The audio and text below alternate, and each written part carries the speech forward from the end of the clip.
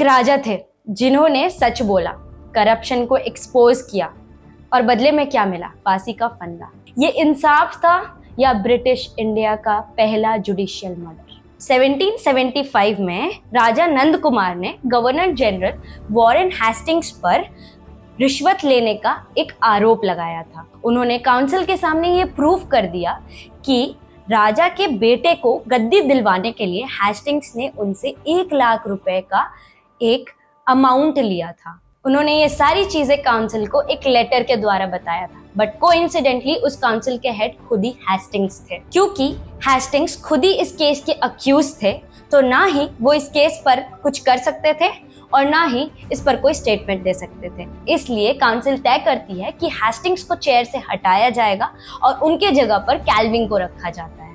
फिर काउंसिल सारी डिटेल्स को चेक करती है और राजा का सच मान लिया जाता है। उसके बाद हेस्टिंग्स को पूरे पैसे वापस लौटाने के लिए बोला जाता है, पर उसके बाद राजा पर फौजरी का एक झूठा केस बनाया जाता है। सुप्रीम कोर्ट बिना हिंदू मुस्लिम लॉ को देखे हुए बिना एडजर्नमेंट के 8 दिनों के अंदर राजा को डेथ सेंटेंस सुना देती है।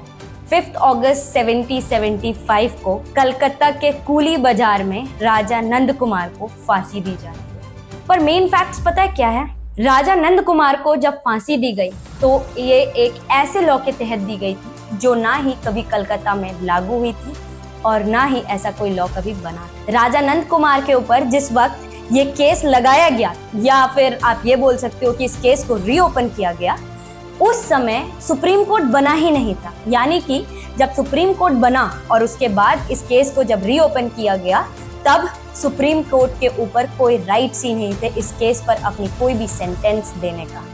उस वक्त सुप्रीम कोर्ट के चीफ जस्टिस थे इम्फी, जो कि हेस्टिंग्स के बहुत क्लोज फ्रेंड थे, जिस कारण उन्होंने राजा की ओर से कोई डिफेंस की बात सुनी ही नहीं और एक बार में उन्हें फांसी की सजा दी। और फिर ये केस इंडिया का पहला जुडिशियल मर्डर बन गया, जो कि 5 अगस्त 1775 को हुआ था।